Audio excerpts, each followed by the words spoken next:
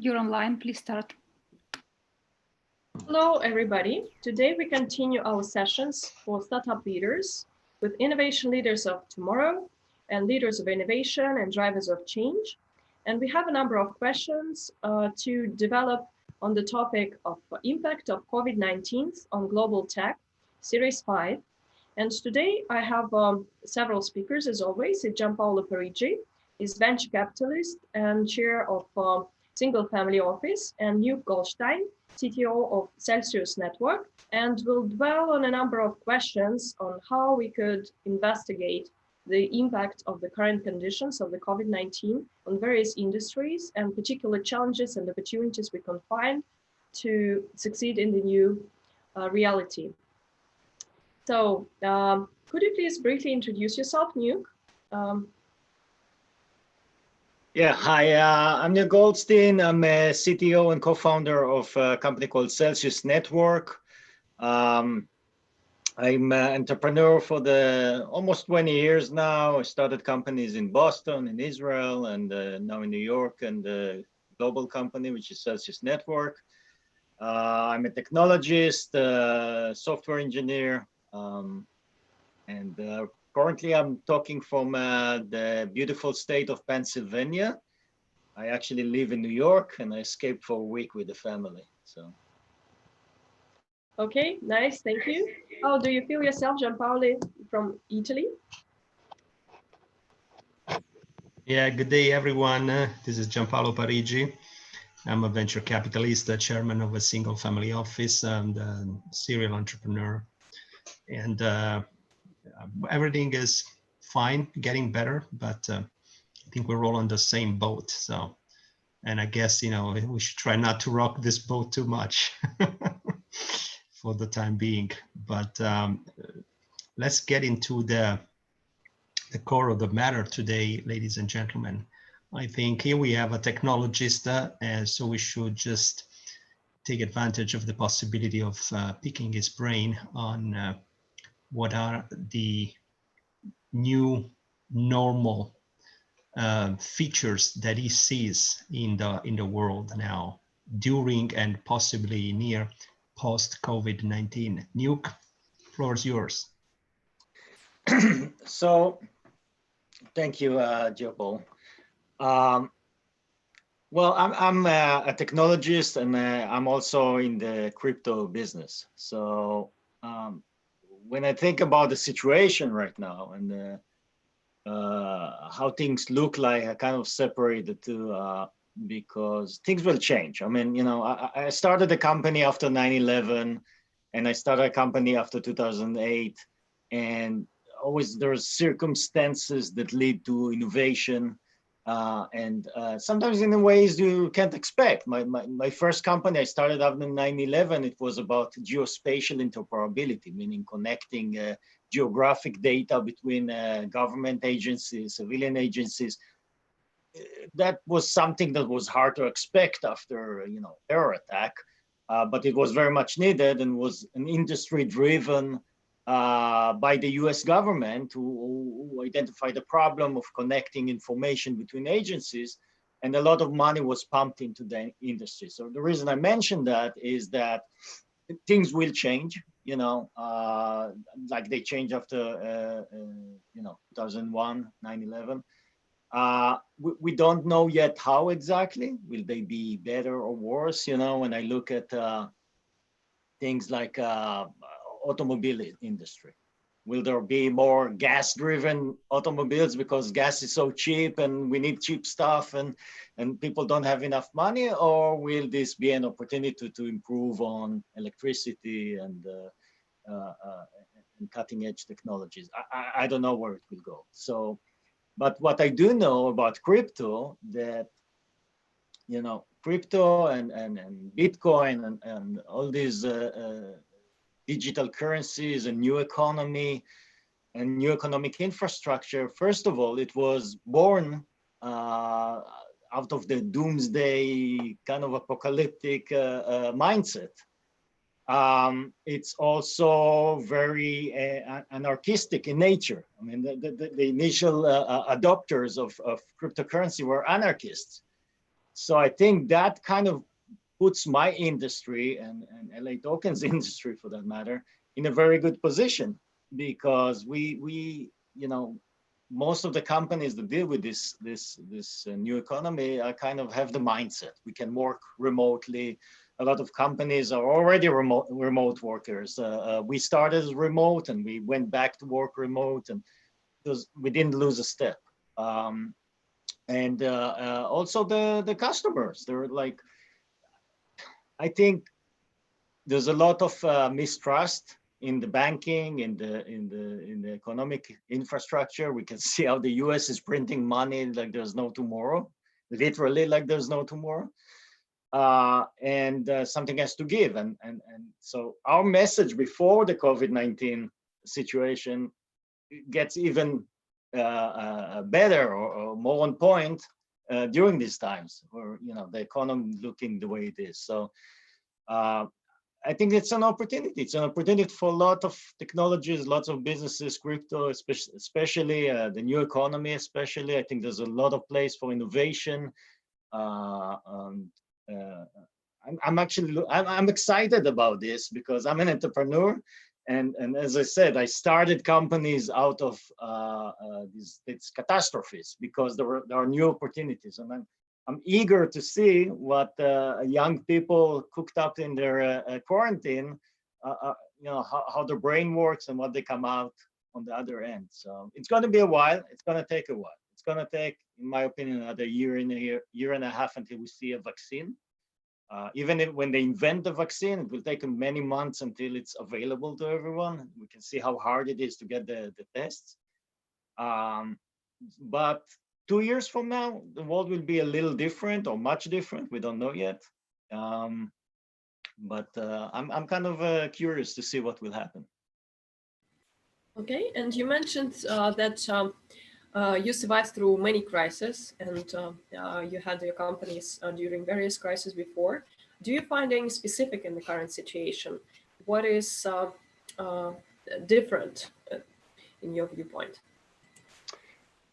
Well, I think this crisis, the COVID-19 crisis, is more similar to 9/11 in a sense than to 2008 in terms of the economy, because 2008 was a very specific event that we knew what happened. Some companies collapsed, but afterwards, like very quickly, we picked up the pieces and ran with it. In 9/11, those who are young enough to remember, there was one event, there was the terror attack, but we got into 2 wars. We spent a lot of money on wars, and the world seems much less safer. And as I said, what happened in terms of entrepreneurship, in terms of new technologies, is that the governments, US government in particular, but European government and others, started investing in innovation in order to solve that situation. It took years, right? There's, small startups should look into SBIRs, for example, that's Small Business Innovative Research grants. So just to explain what it is for our viewers that are not in the US or not familiar with this, the US is actually, by law, requires every agency to allocate a certain percentage of its budget into small business innovation. And they submit it as grants. It's $100,000 to $150,000 grant. The first phase is relatively easy. You write a paper, you do a very rudimentary demo. If the agency is convinced this is something they want, they get you into phase 2, which is $250,000, and then phase 3, which is actual government procurement. So it's an amazing path for innovation, as long as the government or the agencies see that this is a way to go.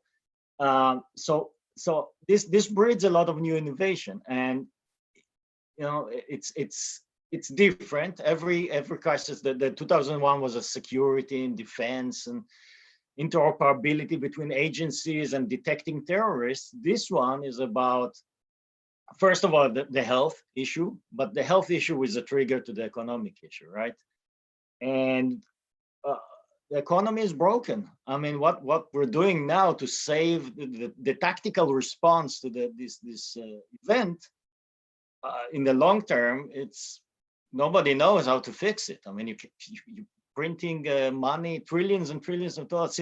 Since when $1 trillion became like such an easy thing to say, right? It used to be, I remember when billions were a large number. Now we're talking trillions. That's an unimaginable number. So, and last thought about this, look, I'm in crypto. We're a solid company. We're making good revenue, and we're progressing nicely even in these times. But I have a lot of friends, who lost their job, who don't know how to, what to do next month. How they live paycheck to paycheck, and now there's no paycheck. What will they do? And it makes me think that, as bad as the class discrepancy between the 1%ers and 99%ers, or whatever you want to call it, as bad as it was, it will get much, much worse. People, the struggling people will struggle even more, and the people who make money will make more money. So in the long term, this is a problem that we'll have to address. I don't know how yet. I mean, we know what we do in Celsius Network. I don't want to shield my company too much, but our message before COVID-19 was very good in the sense of giving this, the 99%ers the same tool that the financial tools that 1%ers are getting using the cryptocurrency. So I really, really hope that governments will not use this moment to put more rules and more limitations, because they got to play with the democracy and freedom a little bit, and maybe they got some powers that some government will get some powers and get even more power hungry. Or, on the other end, maybe people will get fed up with the system, and the more they get screwed, the more they'll get fed up, and crypto will evolve. So again, we don't know which direction it will go. I hope that, crypto gets some more freedom to operate, and then we can build an alternative economy, an economy that is fairer and works for everyone the same way, or at least gives some opportunity to people. And so this is just my example to your question. What is different? The difference is, one, it's a very much longer term. It's much, much bigger. We don't know how, when exactly it will end yet.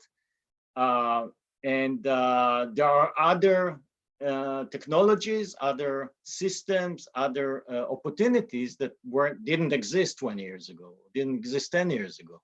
The fact that we're on Zoom right now and doing this meeting or this conference, 10 years ago, it wasn't that good. There was no broadband. There was no. So I think it's different. That there's also many new opportunities that didn't exist before. Okay, and in terms of your investors circle views, right? You have your own community of investors probably around your project. What are their sentiments towards the current situation? Well, Celsius Network, we didn't do an equity round yet. So all our investors are ICO investors, and all our customers are kind of investors because they put their money with us, hoping to make not hoping, expecting to make a profit or to make revenue out of it. So in terms of the ICO, I think our ICO investors should be pretty happy. I mean, the Cell token has performed very nicely, considering what happened with crypto. By the way, we did our ICO in the worst time and in the best time for Celsius Network. Was our community section of the ICO was exactly when crypto winter started. I mean, during that week, we saw, I think ETH was 700. At the end of the week, it was like 300. So crypto winter started exactly then. Why is it the best time? Because we were the last big ICO, and if it was a little earlier, we probably got caught in the destruction, in the wrecking of tokens in the market. So I think our ICO investors should be reasonably happy with us, and we never shield our token in that sense. We shield our company. We think that having a company that is profitable, that has a solid business model, that has solid growth, solid exponential growth, that will that has a good utility for the token, which we do, that will increase the value of the token. I personally hate talking about value of Bitcoin and token. I like talking about technology, but I think a solid business will get solid value to the token that was purchased. You know, so other than that, we don't have any equity investors. We don't. You know, Alex and Daniel are the, you know, our CEO and the COO are the only equity holders, and that's it. So, do you plan any fundraising going further? Or yeah, well, you know, sorry. And what is your strategy in terms of fundraising? Look, I deal with the technology, so no, I would rather stick with that line of questions. But yeah, I mean, you know, I guess equity round is something we look into, you know, to facilitate more growth. I mean, this is an opportunity to grow. And the more funds you have, you can expand and invest in new technologies. There are many technologies that, you know, I planned on building and supporting inside Celsius that we didn't have the time and the resources to build yet. So again, you know, I think there's a lot of opportunities now. You know, to work on these things and really get ready for the next 2 to 5 years of crypto, which is going to be a little different than what we see now. Thank you very much, Nuke. And Gianpaolo, what do you think on fundraising in the current environment? Well, it really is a question with a multiple set of answers, because it depends on industry, geography, maturity of the industry, and types of investors to begin with. And you know, there's a certain sentiment among institutional investors to wait out and see what happens in the oncoming weeks, as the governments are, you know, moving ahead, as Nuke correctly pointed, they're moving ahead on a tactical level. But no government at the moment has laid out a real strategic plan. And I think this makes investors quite nervous, because also we've seen, you know, the stock markets rebound as it was to be expected. On the other hand, you know, it looks like it's going to be a roller coaster on the public equities for quite some time. So, of course, there will be benefits. There will be people who will profit from this, and there will be others who will not. When it comes to private equity, the scenario is more varied, because, you know, in certain areas of the world, the investment appetite is continuing. And of course, there are opportunities that are opening up because of the crisis situation. So we will not see maybe an increase of the so-called vulture funds, because we are evolving towards an era of cooperation rather than aggression. But definitely there will be situations where certain consolidation play will be called for, and there will be investors available to support those consolidation lines across different segments of industries. Of course, I mean, I'd say the north part of the world, it's better off than the south at the moment, because more or less is beginning to quantify the components of the equation. And so it's the equation of the COVID-19, and still a lot needs to be worked out and solved before completing the equation. But it's, let's say, we're preparing the tracks where the train will have to ride. In the south, It's a big issue. Of course, there will be probably even triple-digit growth deals because of the rock and roll that a lot of those countries, I'm thinking particularly African countries, may have to go through. And this would create phenomenal opportunities for those who are there, you know, at the right time with the right money in the right place. But again, you know, we don't know what's going to happen in the South with COVID-19, because obviously the statistics are lacking of the same scrutiny and the precision that we have in the north of the world. And even in the north of the world, you know, we know sometimes that depending on the sources that have collected information, the results have been different. So it's really like an apple that is sliced in half, and we don't know what's the bottom part of the apple looks like at the moment in terms of business. But I would say that hopefully, you know, markets will continue. Investors will continue to invest. Some mega mergers have occurred over the last month and a half, even in the times of COVID-19, and that we are looking at whatever you want to call it, a recession-like scenario. So be it. Again, it's not a war, and there are already research that have been indicating that next year or whenever, you know, there will be a bouncing back, the growth can be as quick as the fall has been. Opportunities open up. I think if governments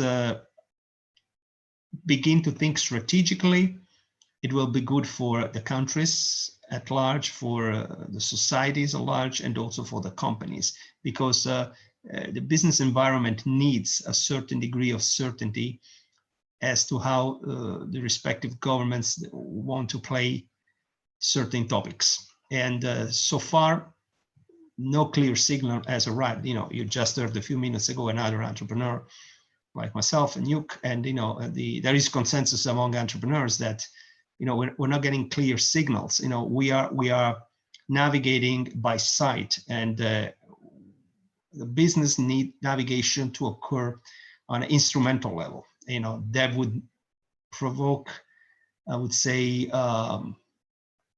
different good reactions in the society and in the business. When you know that governments go on instrument flight mode, obviously the flight of the safety of the flight, it will be ensured. At the moment, they're navigating by sight, and this is not really compatible with the size and the scope of the economies as we have them today. So big question mark on that. Everybody's working very hard. All governments are working, all you know, constituencies are working, stakeholders, businesses, everybody is trying more or less to do their part. And those are very interesting times. Fundraising continues. You know, we're pretty busy, and I was speaking to fellow investors who has to invest, because of course you don't want to keep capital liquid in such you know, scenario with the embedded inflation because of the quantitative easing, because all the big economies are printing money, again, like Nuke said, and this is going to continue for quite some time. And despite the printing of the money, we see that millions of people are being displaced, laid off, and have to knock on the unemployment agency for social benefits. So this is the situation at the moment. It's quite blurred, quite fuzzy. And as I say, we navigate and take a look, you know, across and over to see if there is any rock in the straits that we have to navigate. Hopefully, as soon as we turn on the navigation system, electronic satellites, and we let's say put a certain degree of redundancy in the system, which in the moment is not there. Of course, it should be good for the whole investment community and for the target investees companies. Thank you very much, Gianpaolo.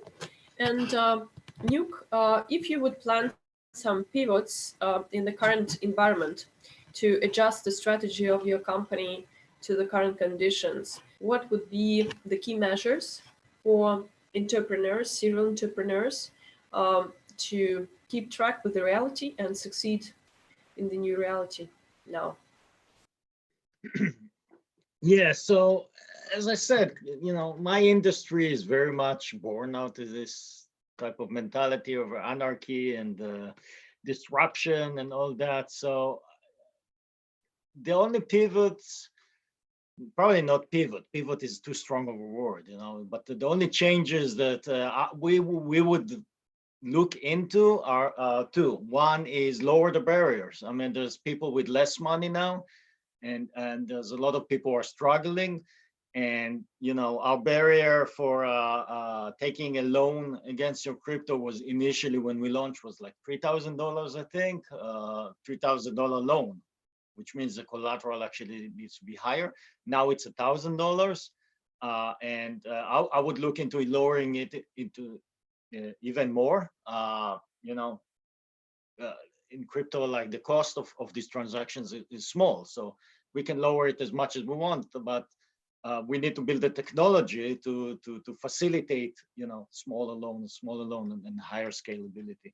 So that's one thing I would look into with the in terms of Celsius business. The other thing is that this is something that kind of I'm debating for a while now, is where will the regulators go?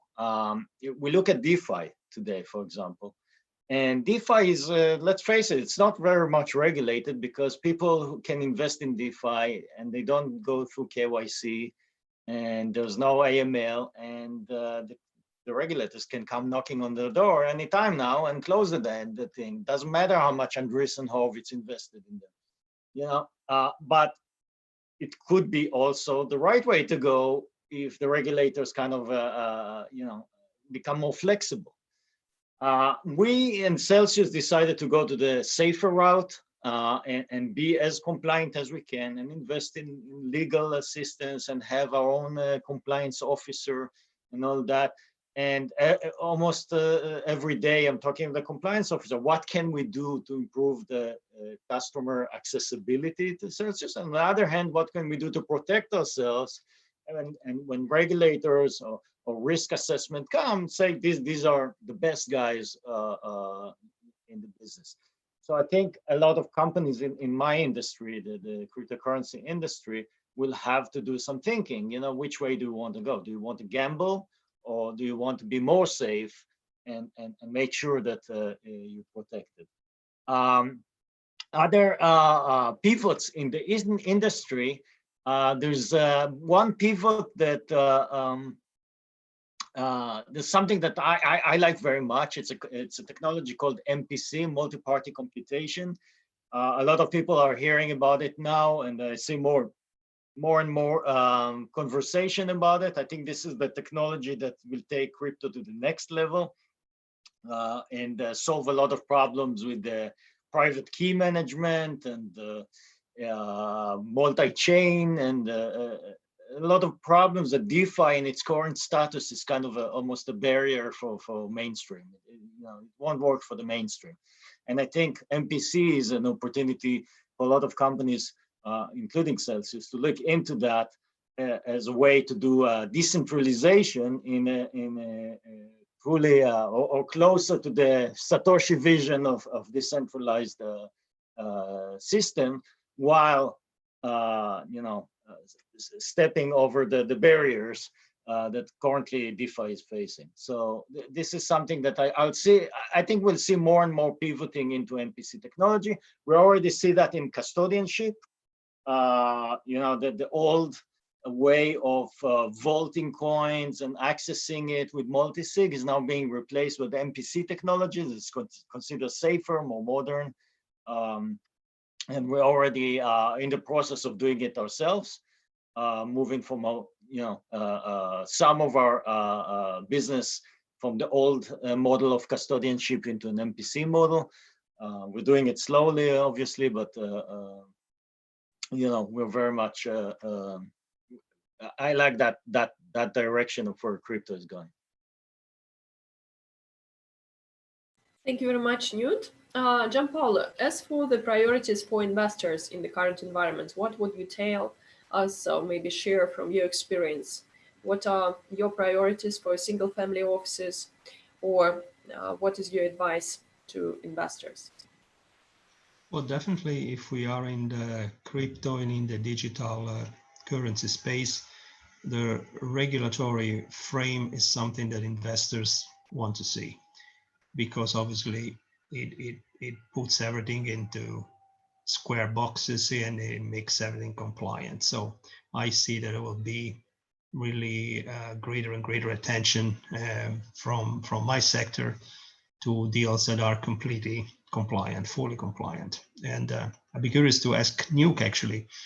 He can answer after I'm just finished. You know what he sees among his peers by discussing behind closed doors and off the records. What's the trend in the industry if colleagues and competitors feel like they should move towards compliance, or they plan to resist, in splendid isolation until such event as you've mentioned, somebody comes knocking on the door, and then the game is over.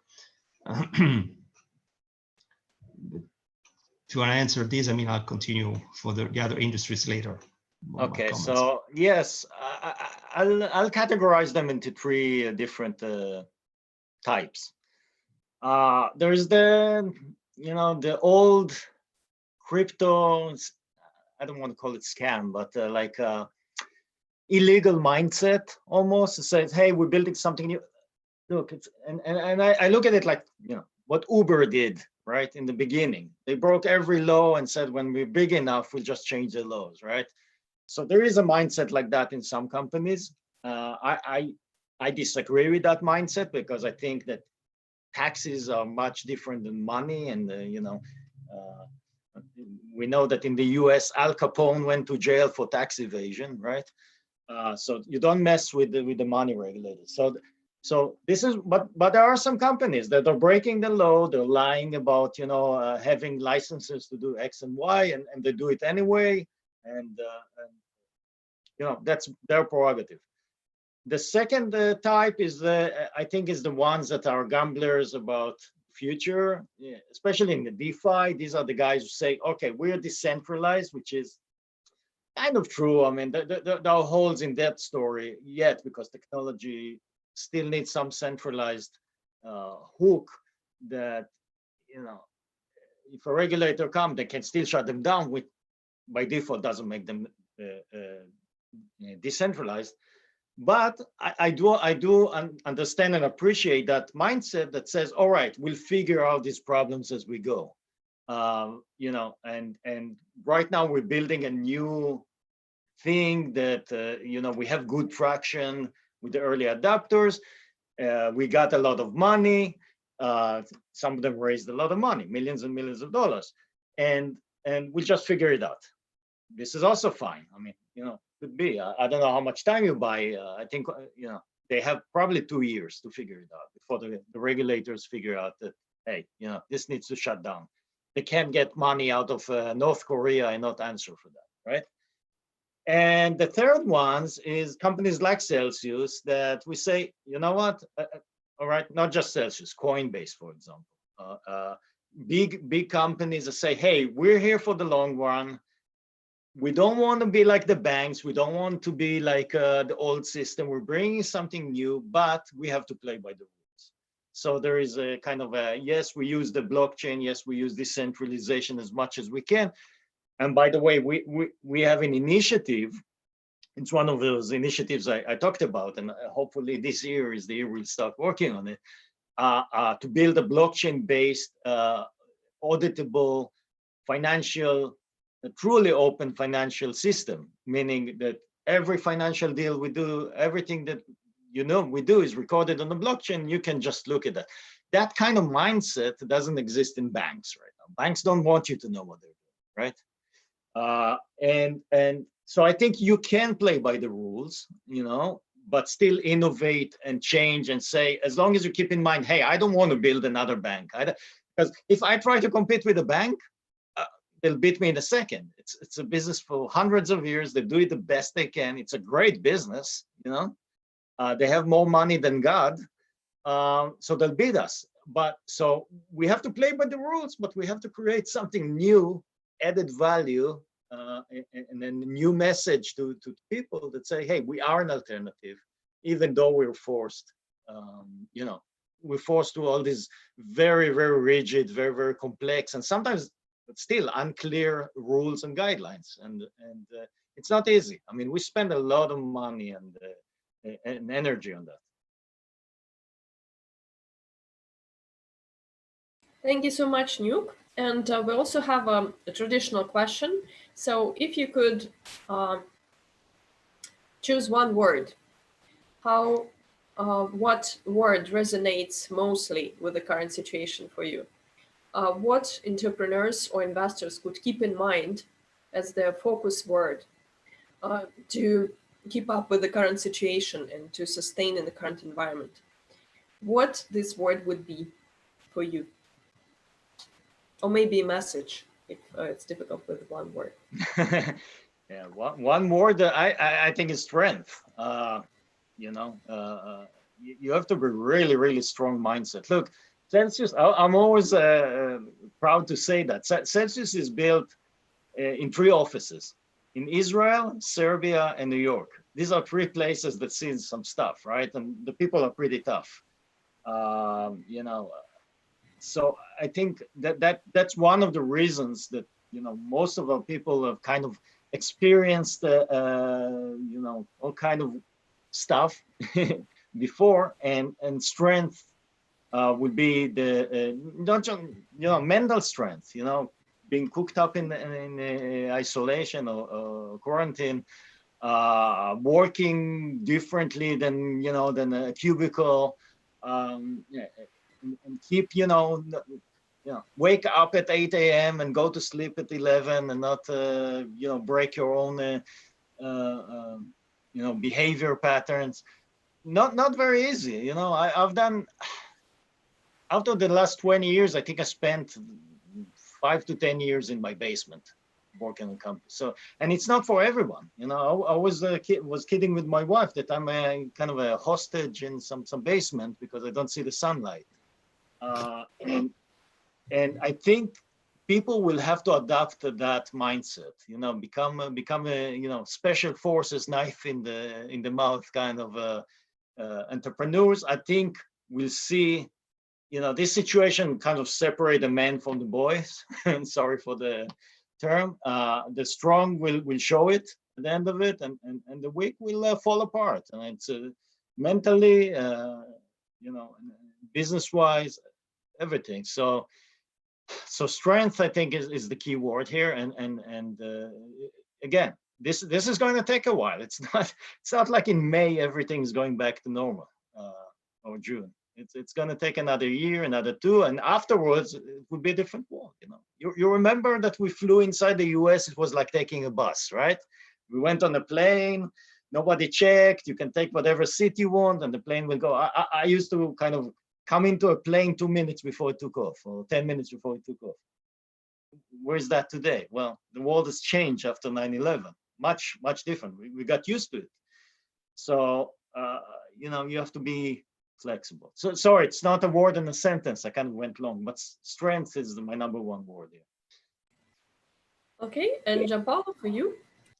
Yes, difficult to condense it in 1 word, but I would take strength from the flip side of the coin, which is resiliency, because entrepreneurs really have to maintain focus, remain laser trained on their objectives, even in the absence of clear strategic information from their own government. Still, they have to plan. They have to commit capital, they have to commit resources, they have to commit time, which is the greatest single asset that everyone has. And doing this in absence of complete information calls for a lot of nerve, a lot of courage.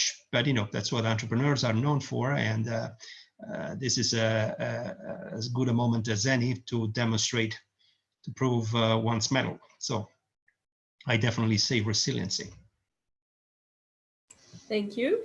And the final question for both of you: do you see any new resource in community for your company or endeavors? So do you think that there could be a new meaning of community after COVID-19? Yeah, I mean, that's one of the things that blows me away with the success that we're having is the community aspect of it. You know, before we started, as I always thought about crypto as a cult, not just the community, but I kind of learned to appreciate how much people buy into the vision and learn to trust you in building that vision and kind of you know, come together around that and become a community. And I think it's partly, you know, that you are actually doing something that talks to them, but also it's the new technologies, the Telegram and you know, Twitter and all these social networks that allow them to congregate into a single message and kind of feel part of it. And I think in crypto it's especially true because it's very easy to buy a piece of that company basically and get into this this game and feel you're part of the vision and actually working not just for that company, for the bunch of entrepreneurs and crazy people working for you, but if you post a message on Telegram or defending this company on Telegram, you're actually contributing to move forward. So the community aspect of it has been unbelievable, remarkable. I love these guys. It's they're sometimes crazy, but you know, remarkable aspect of what we're doing. Thank you so much, Nuke. And I pass the floor also to our guest, Dan Nadav, CEO of EnviroPower. Dan, could you please briefly introduce yourself? Yes, thanks so much, Nadya. I'm sorry being late, some confusion on the time. So my name is Dan Nadav. I'm long time in the energy business here in the US as well as in Europe, mostly renewable and energy efficiency, what's called today distributed generation.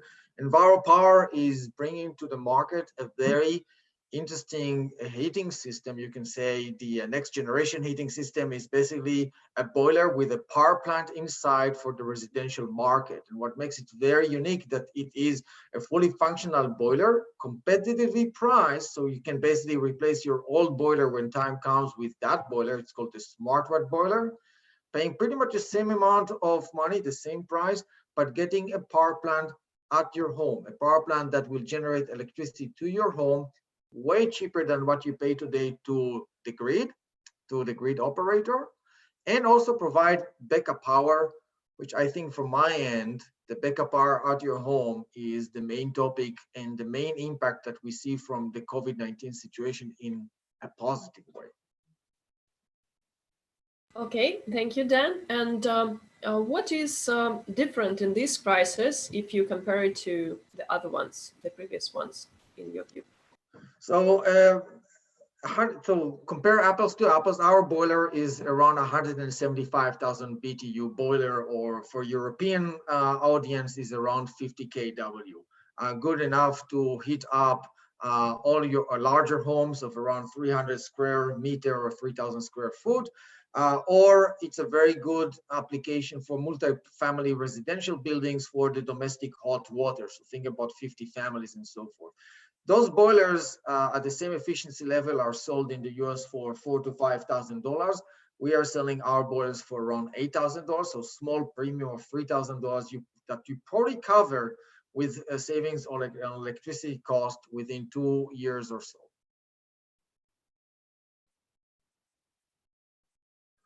Okay. Do you think that in your industry, there is an opportunity to change or pivot in the business model or strategy, which could completely make a difference? Yeah, I think that from the persona that buys those type of solutions, advanced solution, there is a change. And this change, what's interesting is a change that already occurred, at least in the US. I'd love to know if you guys have any similar experience in Europe, in the number of people who are working from home, what's called work at home agents. So before the COVID-19 situation, around 7% of the US workforce, and we are talking about millions and millions of people, were working from home, either permanently or part of the time. Now, there is a Gartner report that was released a few days ago that, it's more than a report, it's a survey among 300 CFO in the US that basically said, most of them, 75% of them, that even post-COVID-19, even if after we are off this crisis, they will increase by 5% or more the number of people who work from home. Why? Because this experiment of working from home is successful, given the COVID-19. People are productive, people like it, or most of them like that eventually. And it also saves a lot of money on infrastructure and so forth for the companies that encourage people from work from home. From our perspective, from distributed generation perspective, it means something fairly big, because backup power in the US is growing in importance, because the US has a very old grid, and this grid is susceptible now to storms, that increasing storms, and you can stay to your home with no electricity for a day, for 2, for 3 days, sometimes a week. Just take a look what happens in California, for example. People are with no electricity for 2 weeks. Now, even without working from home, it's important to have a backup power to feel comfortable at your home, to feel safe at your home. Electricity is important. But imagine now an economy where millions of people stay at home to work from home. Now, backup generator is basically not only for convenience or feeling safe, it's actually to allow you to make living. And that's a big difference that we see between before the COVID-19 and what could be a post-COVID-19 economy. Millions of people, more people working from home, and are interested to make sure that they never lose electricity. Our smart watt boiler comes with backup power capacity. Okay, thank you, Dan.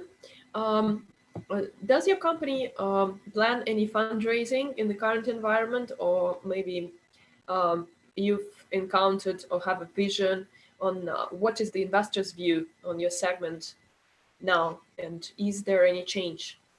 So we were lucky, I would say, that we closed a $4 million Series A last October. I don't know what to tell you if we were now about to close that. I think market has changed. We did see some changes in the market when it comes to investors that are way more careful in the last few months.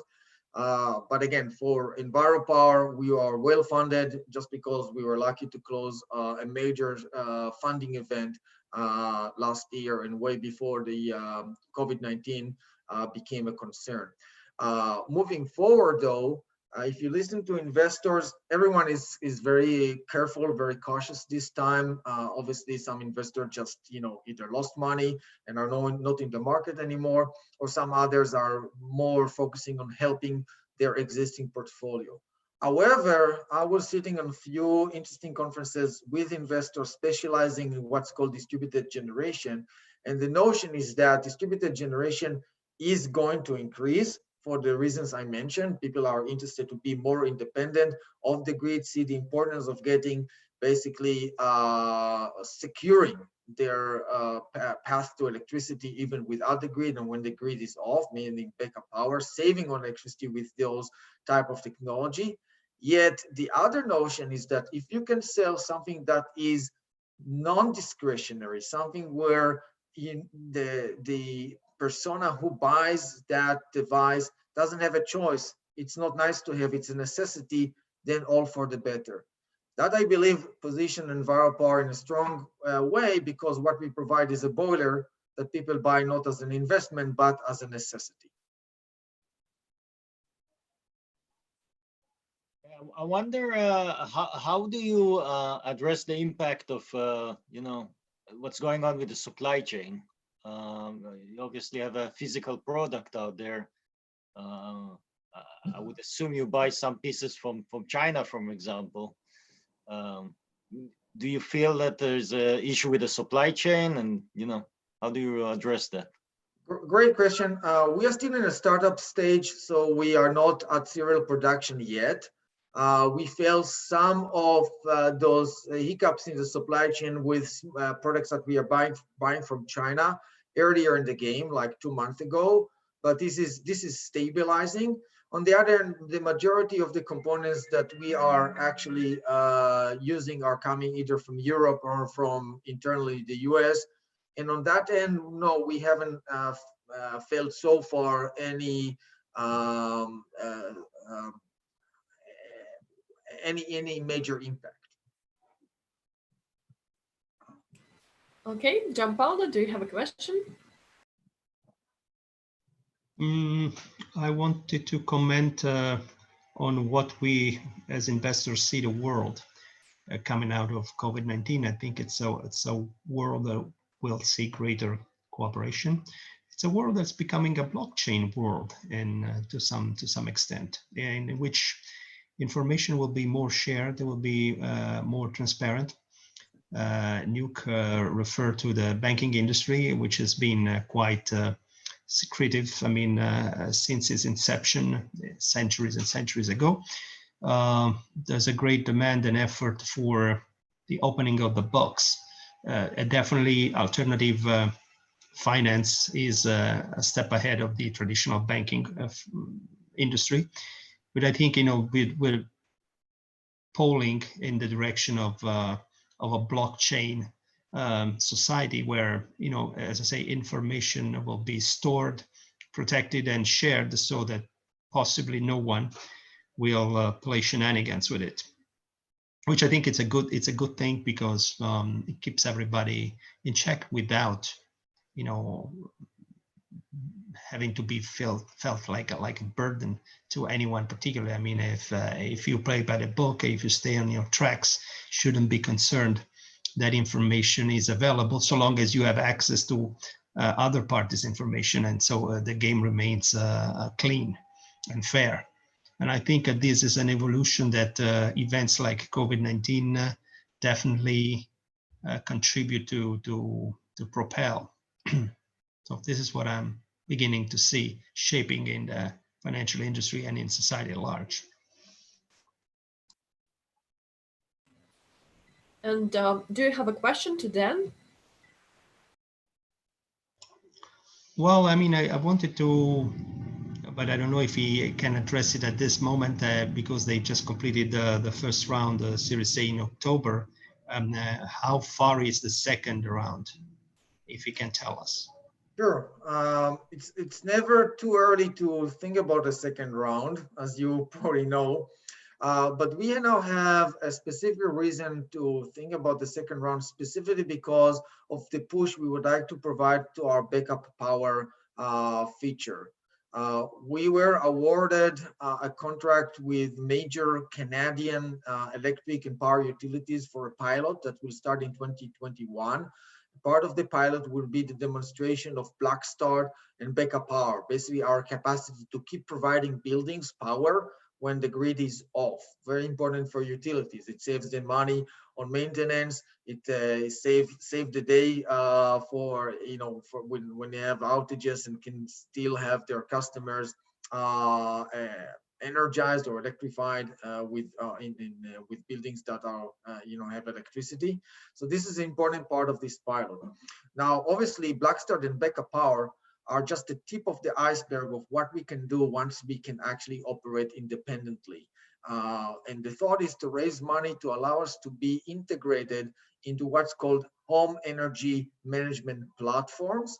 And in many ways, actually to create features around that. Think about the capacity to optimize, the electricity at your home. When you have a boiler that manages not only the heating side of your home, but also the electricity side, that can decouple and decide in a smart way what time to generate electricity to your home, to the grid, or to charge a small battery, and how to actually manage the generation and production of water, of hot water and heat to serve your showers later in the day and to keep your home at the right temperature. This actually allows an increase and boost of optimization. Obviously, for that, we need to raise more money, and that's where the focus is on Series B.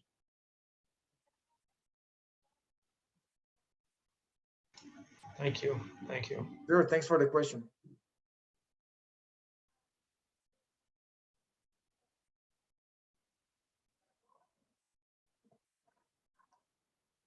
I think we lost Nadya. Thank you, everybody. Thank you for this quality discussion and in-depth sharing of your experience and expertise. Tomorrow, we will continue with the sharing within our investor and serial entrepreneur community. And we'll have our investors roadshow with a number of projects pitching in front of the investors in the first half of the day. And later on, we will have investors keynotes and masterclasses. Thank you very much to everybody. Please join our events and other startup leaders clubs. So thank you and enjoy the day. Thank you. Good evening, Thank you, everyone. Thanks, Nadya.